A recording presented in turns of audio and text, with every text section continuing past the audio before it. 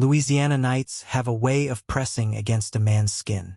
The humidity sits heavy in the air, thick enough to taste, and the swamp seems to breathe with its own slow rhythm.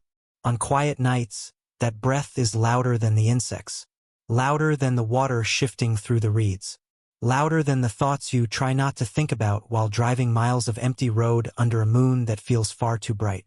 I have been a sheriff in this parish for a long time, long enough to know the difference between a normal swamp sound and something that does not belong. Some nights the frogs go silent without warning. Some nights the wind never moves the moss hanging from the cypress trees. Some nights the fog sits too low, too thick, like a living thing spreading across the water. That was the kind of night it was. A night when the swamp felt awake. I was on patrol, driving the old parish cruiser down the levee road. The headlights cut through the fog in two narrow beams, barely illuminating more than a few feet ahead. Every shape looked wrong. Every shadow held the promise of something hidden behind it. The radio crackled once. Then again. No call. Just static that rose and fell in a strange rhythm before fading out entirely. I tapped it with my knuckles and kept driving. My shirt clung to my back from the heat, and sweat gathered on the brim of my hat. Then something moved in the marsh to my left. A ripple in the tall grass. A shift in the reeds. Something large enough to displace the water. I slowed the cruiser and leaned closer to the window. The fog rolled in thicker, almost swallowing the road. I exited the vehicle, the air hitting me like warm breath from something unseen. I scanned the swamp line with my flashlight.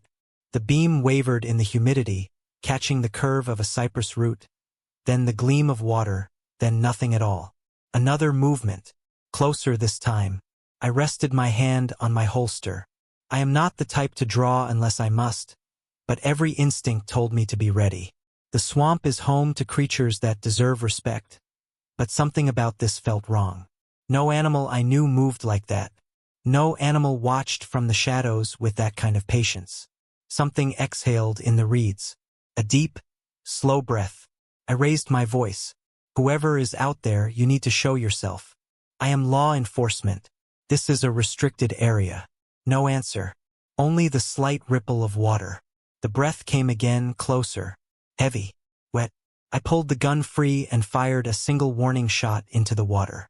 The explosion echoed through the swamp, scattering birds from the treetops in a sudden eruption of wings. The water churned, and for a moment I felt foolish. Maybe it had been a boar. Maybe a gator. Maybe a lost hiker stumbling in places he should not be. Then I saw it. A splash of thick, black fluid rising from the marsh. Not the color of blood. Not the consistency either. It was dense, almost tar-like, and it clung to the reeds as it slid downward. My stomach tightened. Animals do not bleed black. I lifted the flashlight again, angling the beam toward the reeds. Something shifted deeper inside the fog. A silhouette taller than a man. Narrower. Too long in certain places, as if limbs had been stretched past natural limits. The breath came again, but this time it whispered, "Sheriff." My blood turned to ice. The voice did not echo. It did not tremble in the fog. It slipped through the air in a soft current, close enough that for a second I thought someone stood right behind me. I spun around, gun raised, but the road was empty. Then the whisper came again. "Sheriff." My name followed next, spoken gently, almost lovingly, though I had never heard that voice in my life. My flashlight shook in my hand. "Who is there? Show yourself." Nothing. Only the fog swirling around me like slow-moving hands. I turned and hurried back toward the cruiser, the feeling of eyes crawling across my back with every step. The swamp behind me whispered with small shifting noises, reeds parting then closing again, water rippling in delicate patterns. When I reached the cruiser, the headlights flickered. The engine hummed softly like it knew more than it wanted to tell me. I reached for the door handle and froze.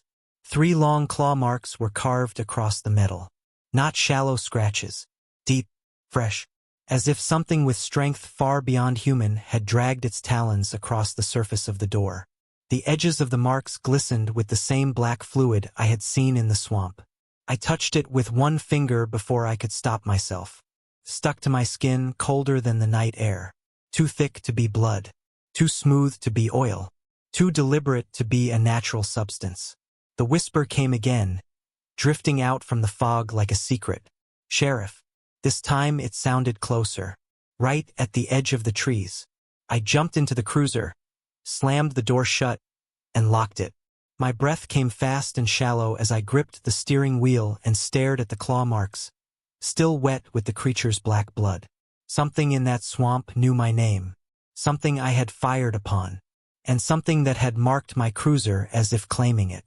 I turned the headlights onto the marsh one last time. A shadow moved far back in the fog.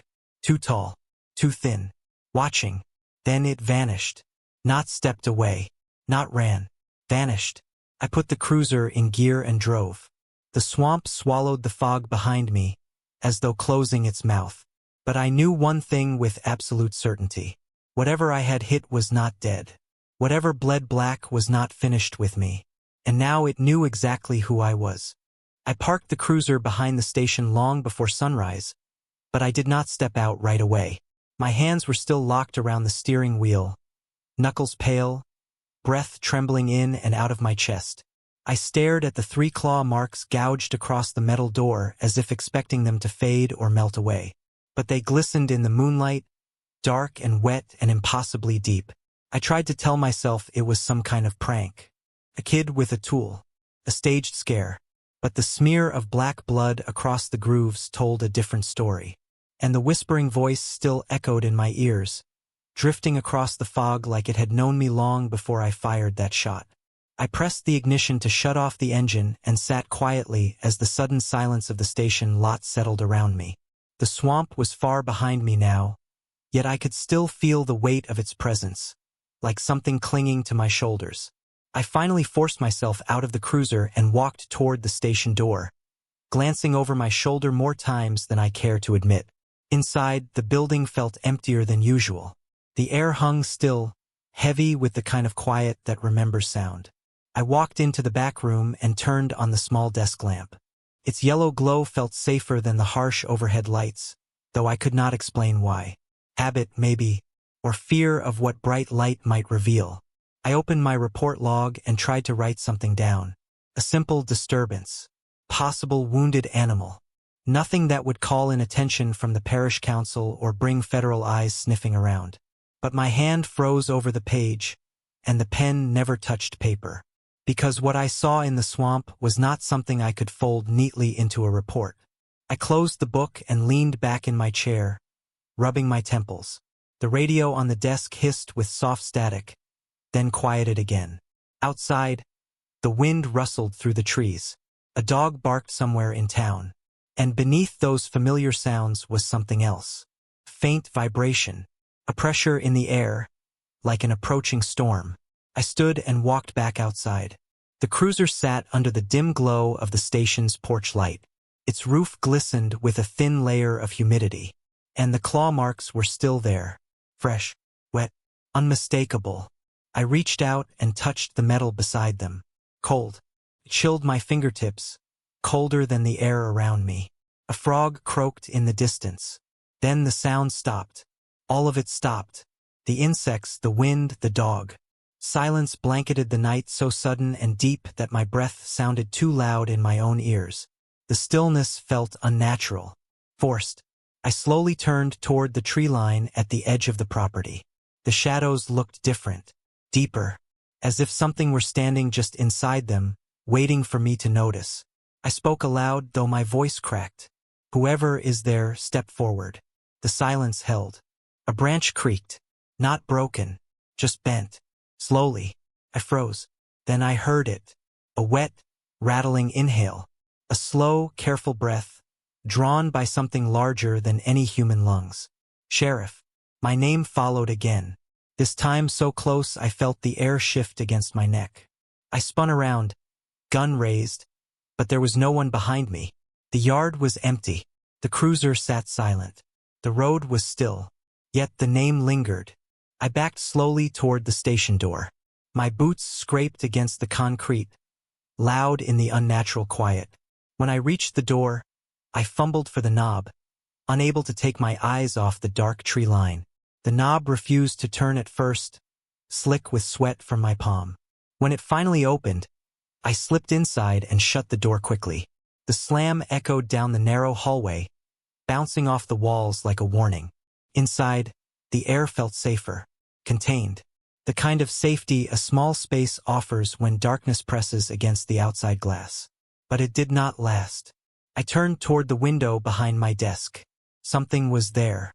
Not a face, not a shape, just a faint streak of black, smeared across the glass like a finger dragged slowly from one corner to the other. The smear pulsed faintly in the moonlight, thicker in some places, dripping in others. The same black fluid that stained the cruiser door. My chest tightened. It had been here, near the window, close enough to touch the glass, close enough to trace its presence. I backed away until my legs hit the edge of the desk. Someone knocked on the station door. A single soft tap, then another, then silence. I held my breath, listening for footsteps, for breathing, for any sign of another human soul. But no human knocks that gently at this hour. Not in this town. Not after the stories that drift through these swamps at dusk. I forced myself toward the door, gun still in hand, sweaty fingers slipping on the grip. I whispered through the wood. "Who is it?" No answer. I unlocked the door slowly, inch by inch. My heart pounded so loud it muffled the quiet. I pulled the door open. No one stood on the porch. But on the top step was something that stopped my breath entirely. A print. A handprint. Black, wet, dripping. But the shape was wrong. The fingers were too long. The palm too narrow. The marks curved in unnatural directions, as if made by a hand that never belonged to this world. Then the whisper came again. Not from the porch. Not from the road. Not from the darkness. From right behind me. "Sheriff." I slammed the door and stumbled back, nearly dropping my gun. My breath caught in my chest, and the room spun in a slow, dreadful circle. I pressed my back to the wall and scanned every shadow. Nothing moved, but I knew it was near. The thing I had shot had followed me home. It knew my name. It knew where I worked. And it wanted me to know it was not finished. That night, sleep never came.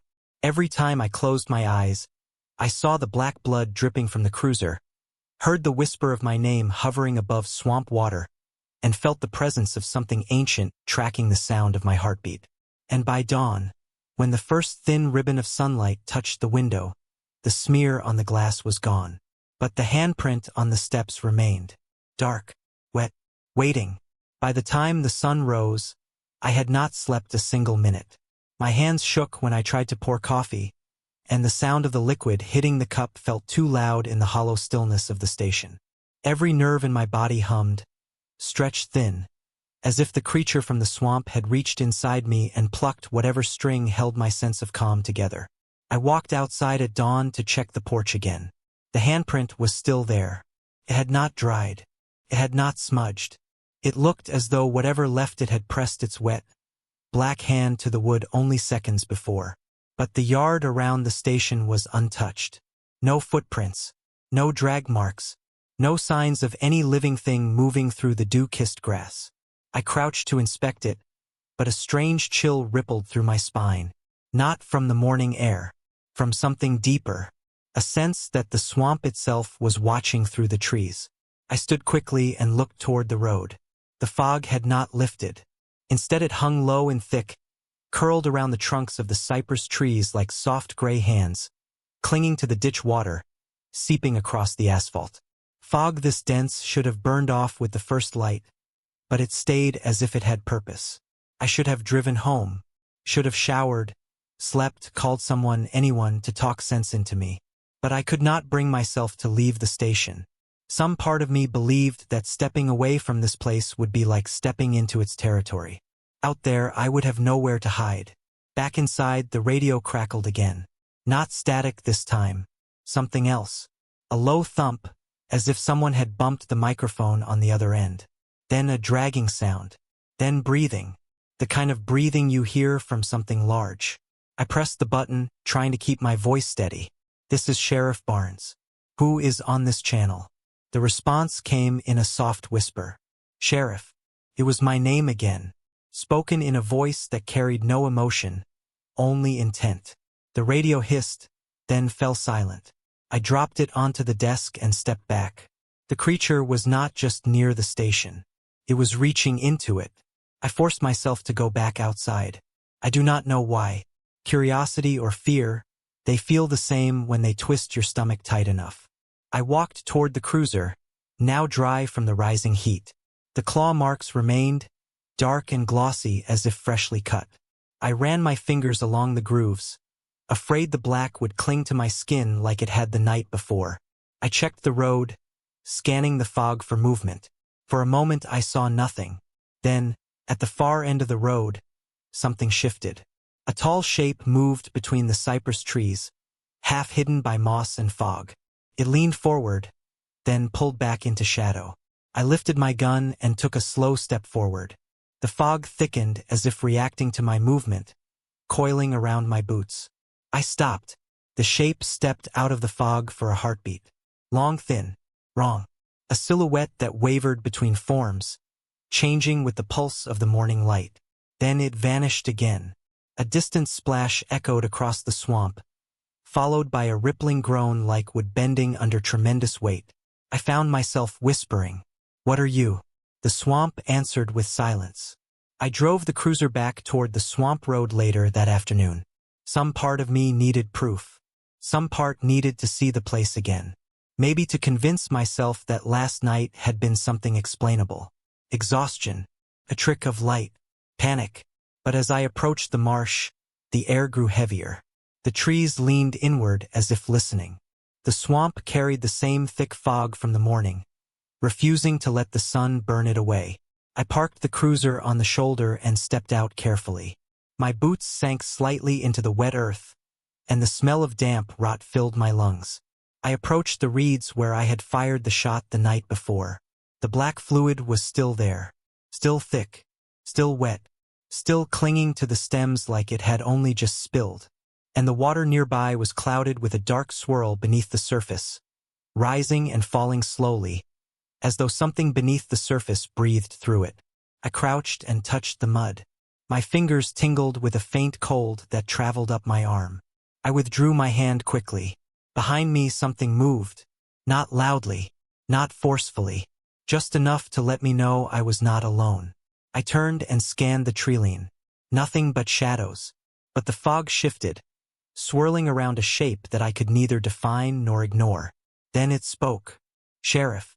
The voice came from 3 directions at once. From the left, from the right, from behind. Close enough that a shudder ran through me, settling at the base of my spine like ice. I raised my gun with shaking hands. "Show yourself." The swamp answered. A figure stepped onto the road 20 feet away. It was tall, but not in any normal way. Its limbs were too lean, its shoulders too narrow, and its posture was wrong, as if it had studied human shape but did not fully understand how to stand inside it. Its head tilted far to the side, bending beyond the angle a neck should allow. Its skin looked pale under the fog, as if drained of all warmth. Then its eyes opened. They were not eyes. They were voids, black, swirling voids. My breath caught. Spoke again. "Sheriff." The sound carried my own voice layered beneath it. Perfect mimic. My tone. My inflection. A distorted reflection of myself speaking back to me. Took a slow step forward. I fired. The shot echoed across the swamp. The figure jerked, black fluid spraying from its side in a thick arc. But instead of falling, it straightened. Slowly, calmly, as if the bullet had only inconvenienced it. The black blood slid down its body, dripping into the fog. It lifted an arm and ran its long fingers across the wound. Then it brought those fingers to its mouth, tasting the black fluid like a curious child. It smiled. A thin, unnatural stretch of lips that looked painful to maintain. Then it whispered, "You missed." I stumbled back. No creature on this earth bleeds that color. No creature mimics voices with such disturbing precision. No creature stands after a bullet like that. The fog thickened, rising around its body until it disappeared entirely. The swamp fell silent, and I understood for the first time that I had not only encountered something dangerous. I had marked something, and now it had marked me in return.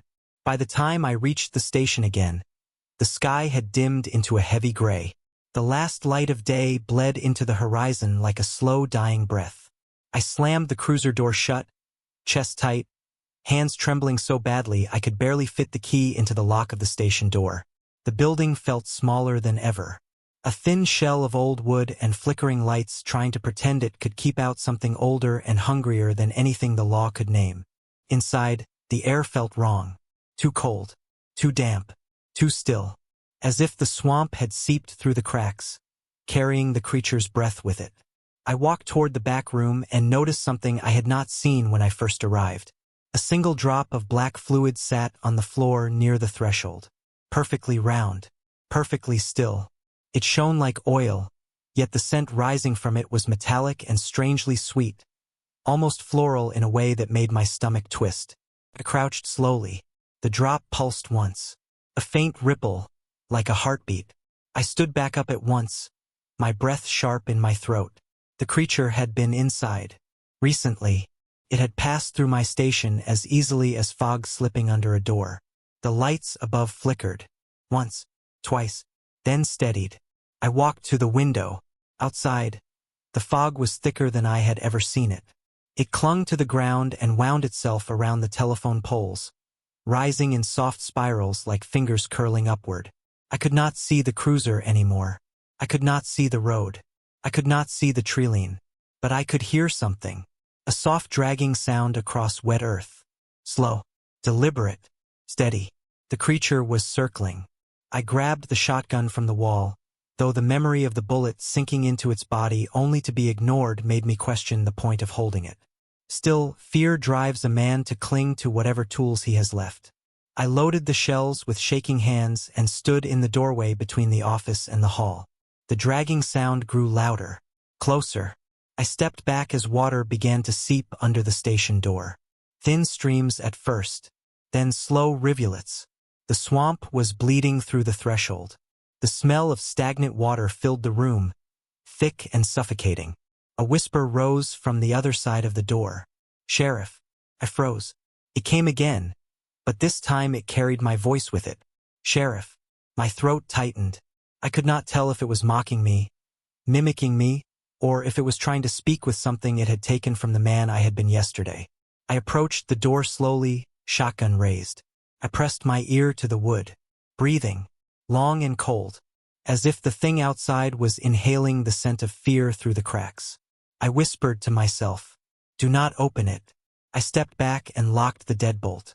Then the whisper changed, took the voice of my father. "Sheriff, son, open the door." I felt something twist inside me. My father has been dead for years, and hearing his voice echoed through wood and water nearly buckled my knees. The creature dragged the familiar tones out of the air with perfect accuracy. Every rasp, every soft southern curve. I whispered back, "Stop it." The reply came in my own voice. "Sheriff, we see you." Lights flickered violently overhead. The building groaned as if something heavy pressed against it from the outside. The walls creaked. The windows shuddered in their frames. The radio on my desk let out a burst of static followed by a long sighing breath. Then a soft tap came at the kitchen window. I turned slowly, shotgun raised. Tap, tap, tap. Something traced a slow line down the glass. A long, pointed shape. Not a fingernail. Not a claw. Something longer. Thin as a reed. Dark as the swamp water. The tip dragged slowly, leaving a streak of black fluid that rolled down the glass in thick drops. The smear curved downward like a crude invitation. I approached with caution. Outside the window, the fog quivered, then parted slightly. A shape stood in the gray only inches beyond the glass. Tall, still, a distorted silhouette that swayed gently, as if its body had no bones to hold it steady. Its head tilted far to one side, bending almost upside down. Its eyes glowed faintly within the fog, two black wells that reflected no light. Its mouth stretched open, too wide, too slow, too wrong. And then, In perfect imitation of my own voice, it whispered through the glass. "Let me in." I stumbled backward and nearly dropped the shotgun. My pulse hammered against my ribs. I could not breathe, could not blink, could not look away. The thing outside pressed its hand to the window. Black fluid smeared across the glass. The window pane bowed inward, not cracked, bowed, as if something immense leaned gently against it. The building groaned again. The floor vibrated under my feet.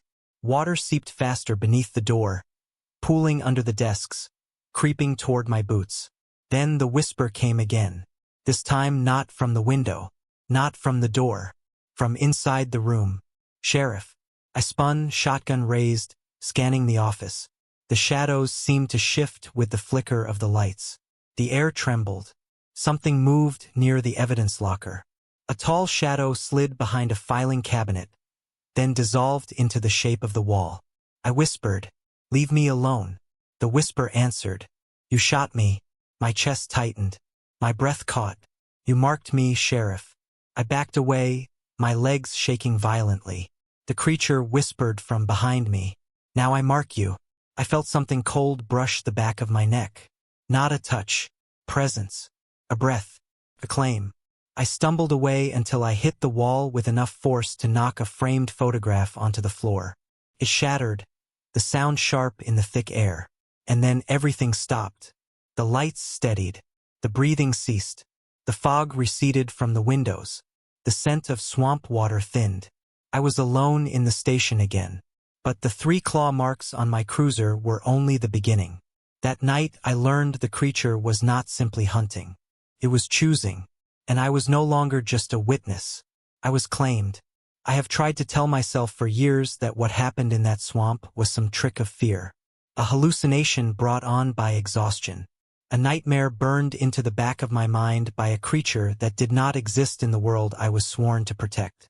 But every time I close my eyes and remember the way that voice whispered my name, the way the fog curled inward as though alive, the way that black blood pulsed on the ground as if it had a heartbeat of its own, I know better. I am recording this now in the hope that someday someone will listen. Not because I expect to be believed, but because carrying this truth alone has become heavier than the badge on my chest. The years have stacked themselves on top of my life like stones, pressing me down, and the nights spent listening to the swamp breathe have taken more out of me than any man can admit in daylight. After that night in the station, I made a decision. It was not one rooted in bravery. It was survival or the closest thing to it. I never reported the creature. I never wrote a word into the official logs. I told my deputy that the claw marks were vandalism. I said the fog had played tricks on me. I said nothing about the way it whispered in my father's voice or how its hand left stains that refused to dry. I cleaned the floor, though the stain returned every time the moon rose full. I repainted the window frame, though the black smear kept bleeding through the wood. I scrubbed the porch, but the handprint never faded. After a while, I simply stopped trying. The swamp did not let me forget. Not for a single month. The first sighting after that night happened 3 weeks later. I was driving down the south road near the cypress line when my headlights swept across something tall standing in the ditch. It did not move. It did not hide. It simply watched me with eyes that reflected no color. My cruiser rolled past it, and when I turned the wheel sharply for another look, the ditch was empty. I told myself it had been a trick of the mind. Then the second sighting came. This one in my yard. I had gone out to close the shed door and found fresh black droplets leading from the fence to the porch. A long smear of claws streaked across the wood beside my boots.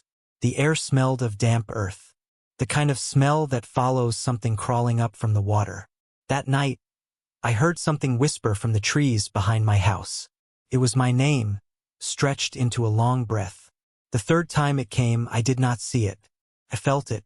I had just finished a late patrol shift and walked into the station. The air was cold in a way that had nothing to do with weather. My breath fogged in front of me. The lights flickered once, twice, and then a single word echoed in the far corner of the room. Sheriff. It was my own voice speaking back to me. I did not go near the evidence room for the rest of the night. I sat at my desk, shotgun beside me, and waited for morning light. The department never learned the truth. I was careful. I never spoke a word. But my silence could not hide the fear from those who worked alongside me. They noticed the way I checked the windows more often. They noticed that I stopped driving near the swamp at night. They noticed how many times I came into work looking tired and pale, as if something had followed me home. A few months later, one deputy quit outright. Said he felt watched during night shifts. Said the swamp had eyes. Another deputy refused to take patrol routes east of the marsh. Another kept a rifle under her desk, even though she could not explain why. I watched my staff unravel one by one, without ever knowing what was weighing on me, without ever hearing that whispered voice bearing my name. Over the years, the swamp began growing into me, threading itself into my thoughts like vines searching for light. I knew when it was near. I could feel the pressure on the air, the tension crawling across my skin like static. I felt watched. Not constantly, only during certain nights. Nights when the moon grew round and bright and cast silver shadows across the water. Those were the nights when the fog grew too thick, too heavy, too intentional. The nights when the roads went quiet as if the entire swamp held its breath. Those were the nights when I did not sleep at all. People claimed the swamp was always strange. Folks whispered about ghosts and spirits, about creatures that lived between water and shadow. But nobody ever described what I saw. Nobody spoke of a figure that bled black fluid that never dried. Nobody spoke of a voice that could mimic any person with perfect clarity. Nobody spoke of eyes that seemed to swallow the world around them. I wanted desperately to believe I had imagined it. But the marks on my cruiser never faded. They remain there to this day. The metal under those 3 long grooves has never rusted. Rain falls around them but never inside them. Sunlight touches them but never dulls their color. It is as if the creature carved its presence into the metal the same way it carved itself into my life. Sometimes, late at night, I imagine what might have happened if I had not fired my weapon that first evening near the swamp. Would it have ignored me entirely? Would it have marked someone else? Would it have stayed in whatever dark corner it called home before I stirred it? Or was I always meant to cross its path? Was I always meant to carry its mark? There is one memory I have never spoken aloud until now. One encounter that still wakes me with a shudder. It happened 2 years after the first attack. I was sitting on my porch during the early hours of the morning, unable to sleep, watching the fog roll across the yard. Then I heard footsteps, slow, wet, approaching through the grass. I held my breath. A shape moved beyond the fence. It did not speak. It did not hiss or whisper. It simply stood there, tall and still, watching me in the faint moonlight. I whispered into the darkness. "What do you want from me?" The answer drifted across the yard, spoken with my own voice. "You shot me." I sat frozen, unable to breathe. The shape tilted its head. Those empty eyes never blinked. Then it said something I never forgot. "Now you are mine." I blinked and the shape was gone. No footsteps, no sound, only stillness. The grass remained upright. The fog sat untouched, as if it had never existed at all. But I knew, I still know, it never left. I have grown old since then. My hair has silvered. My badge has worn thin. My bones ache when storms roll through the swamp. But the creature has not aged. It waits. It watches. And every so often, when the moon climbs high and the fog gathers outside my window like a curtain of ghosts, I hear a soft whisper drift across the yard. "Sheriff, I know what it is. I know who it is. And I know why it comes back. It is not hunting me. It is reminding me of the moment I stepped into its world. Reminding me that I fired the shot that stained the reeds black. Reminding me that I opened a doorway that cannot be closed. So this is my confession. My final truth. I shot at something near the swamp. It bled black. It whispered my name. And when I ran back to my cruiser, shaking with fear, I found 3 claw marks that never faded. They were not warnings. They were a claim.